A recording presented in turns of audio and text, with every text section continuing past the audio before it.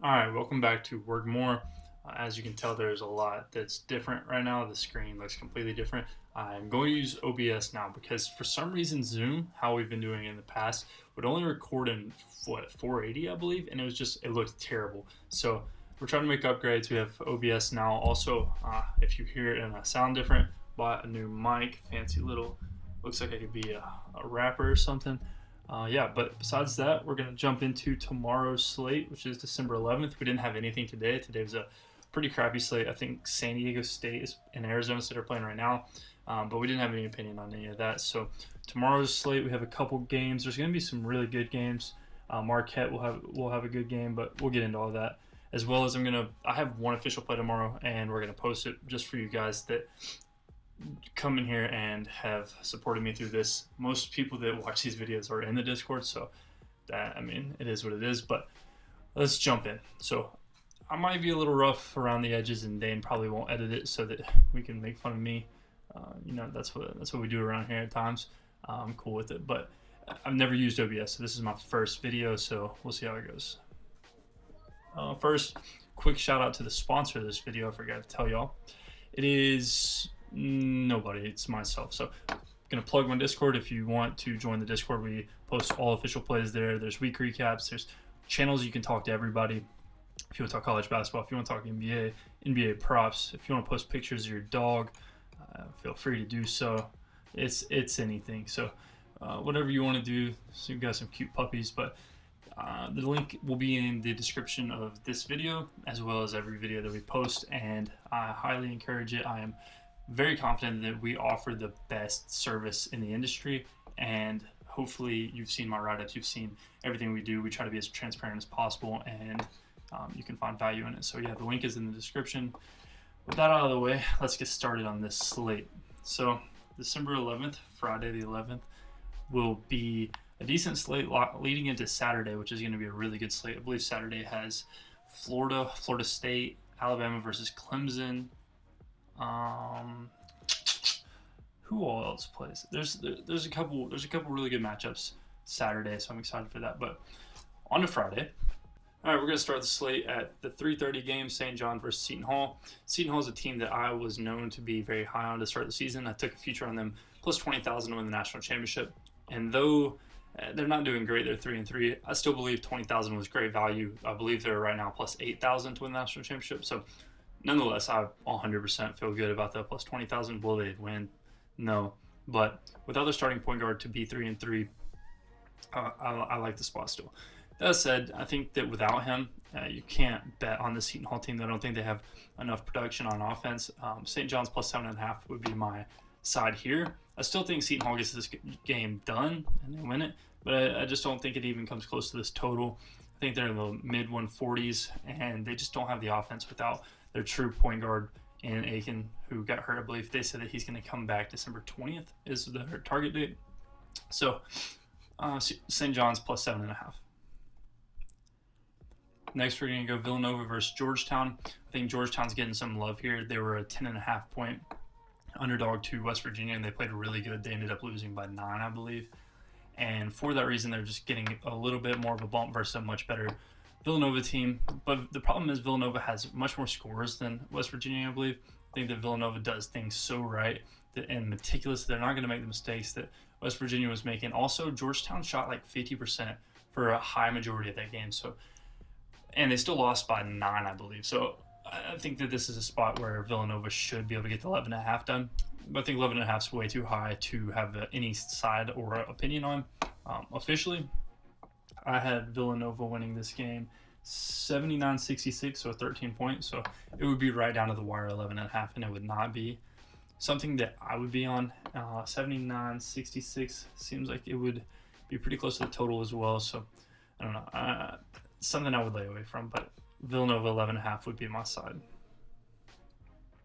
Next, we have George Washington versus Delaware. George Washington's getting 2 points here. This one was kind of interesting. So I have pulled up on ESPN the George Washington versus UMBC and Delaware versus UMBC games. They were each of these teams' last opponent. So I think that first off, the side here would be Delaware -2. 2.5 is popping up on 5 dimes. So I think 2.5 is still a good number. Delaware played UMBC to a pretty bad game. They scored 61, but they didn't shoot very well at all. They got 54 shots off. And then, yeah, they got from start to finish, they got smacked. They got beat on the rebounding battle pretty bad. They didn't really turn the ball over too much. Never had a lead. So looking at this and then looking at George Washington, George Washington loses by 11. They shoot pretty good, but UMBC shoots ridiculous. I feel like it's just asking you for you to be on George Washington. And for that reason, getting 2 points seems a bit weird, and so I'm going to take Delaware. I actually really like this George Washington team. I think that they're a really talented team, and we backed them. I can't remember what game that was, but we backed them earlier this year. And from watching it, I thought that they were a really talented team that just has no basketball discipline. They were doing stupid stuff. So they ended up losing that game by, I believe, 1. And with like 5 seconds left, they missed a putback dunk, which easily could have just been laid up. But it was just stupid mental mistakes like that that caused them to lose games. And so I'm going to have to take Delaware here. Delaware is a good basketball program in general, and it'll be a good game. But I see Delaware walking away with this one pretty late, probably a 5-point game towards the end with free throws coming in. But I would have to lean Delaware -2. Next, we have Iowa State. This one's interesting. So I didn't really have a side on the spread because I thought this was right at what it should have been.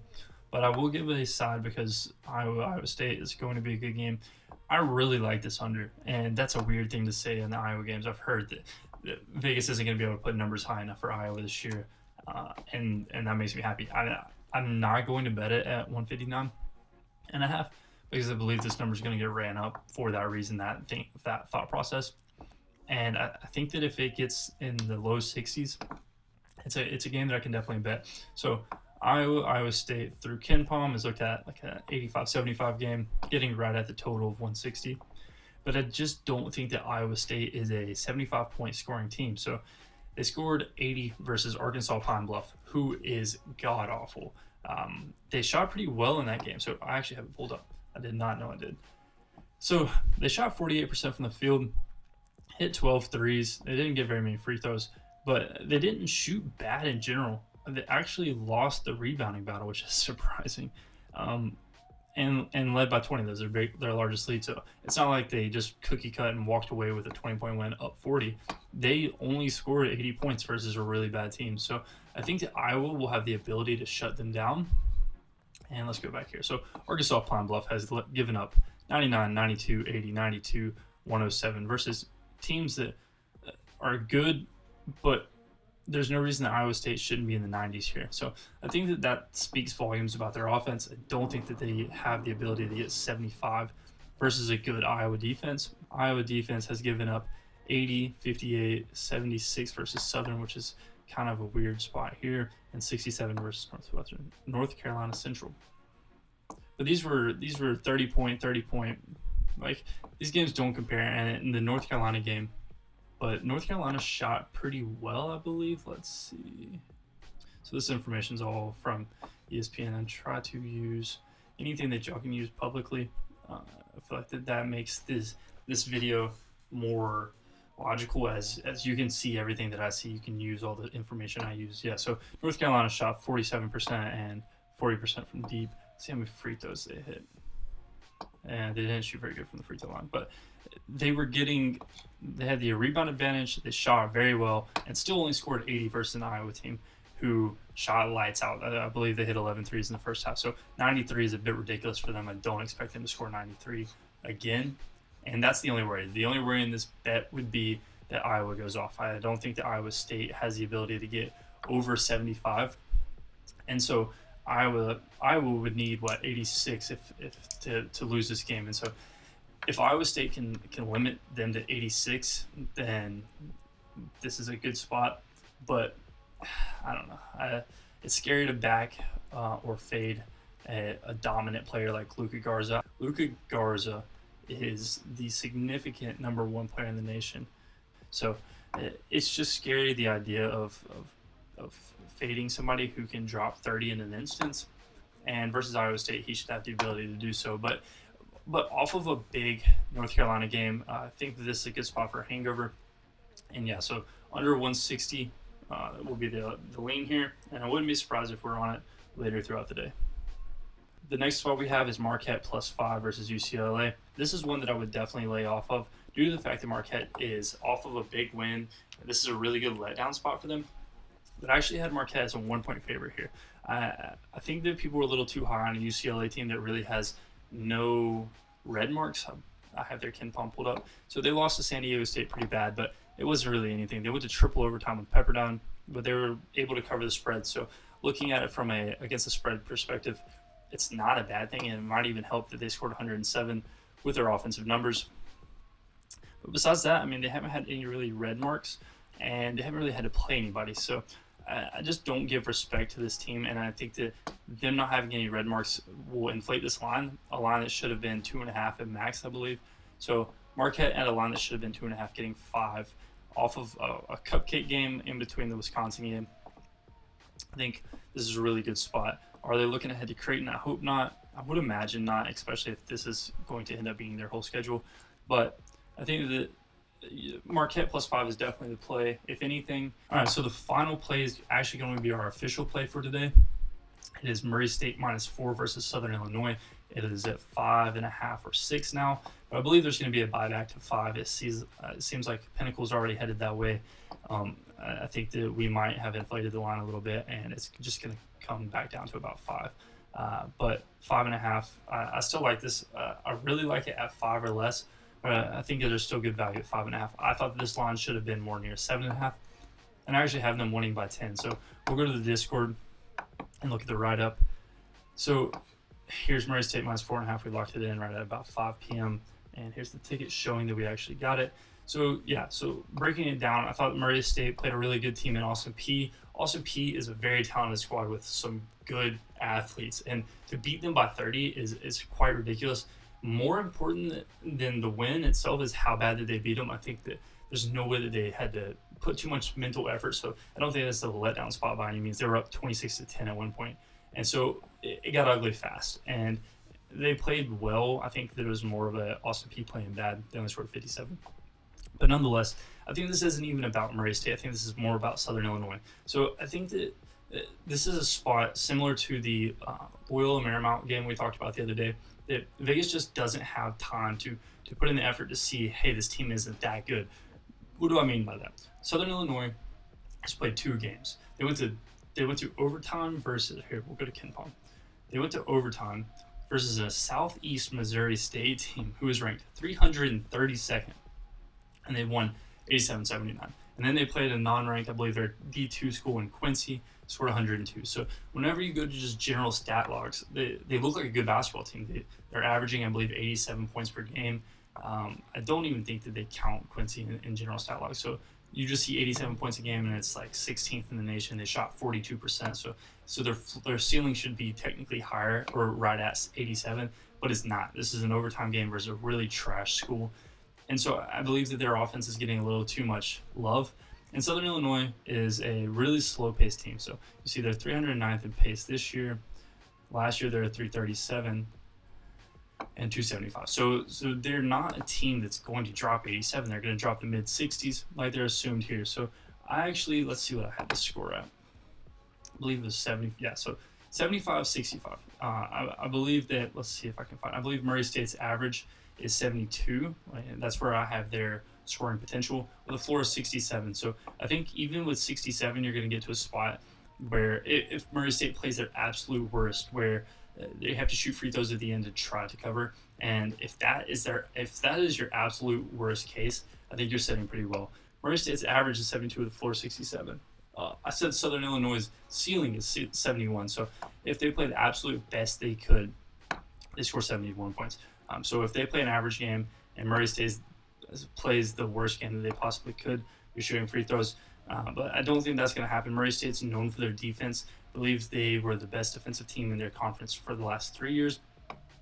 And so I don't think that you're going to see their ceiling by any means, not even their average, to be honest. I think the 65 in this was a little too much. I wouldn't be surprised with a 75, 64, 63 type score.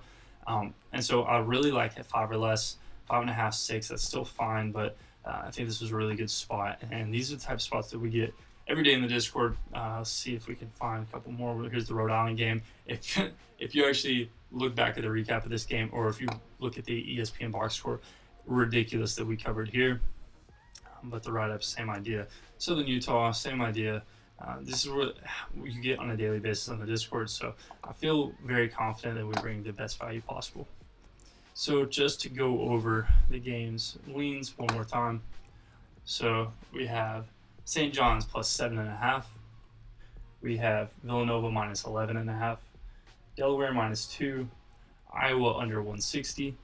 Marquette plus 5. And Murray State minus 4.5. So that's my leans. Again, they're just leans. Take them with a grain of salt. Do your own due diligence before locking in anything, even if they're my official plays. My opinion should just be taken like as a very minute thing that you should still do your own due diligence and lock in. At the end of the day, it's your money, and you need to be confident in what you're putting money into. So I hope this helps by any means. We're trying to upgrade. We have a new mic. Hoping that it sounds better. And post, I haven't seen it yet. I can't hear anything. So hopefully it sounds better. We're trying our hardest to make this better. Any feedback that you guys have, I get DMs. I got one the other day that said, slow down. You sound like you're on ADD medicine. And yeah, it's how my brain works. So I'm going to try to slow down in the future, but it's tough. So we're on OBS. We're getting better quality. Any questions, any feedback, any comments that you have, feel free to leave them. Also, I saw you guys blew up the likes on the last video, and I appreciate that. Likes really help us grow this channel. If you could do it again here. We're going to try to push this one on Twitter so that we can have more people come and view this. I believe that over the long term, we're going to be able to bring a lot of value through these videos. And so I'm excited. This is a really exciting thing, a new chapter, and every single day I wake up and get antsy about the 1 or 2 new subscribers. So if you haven't already and you're watching this far, please subscribe.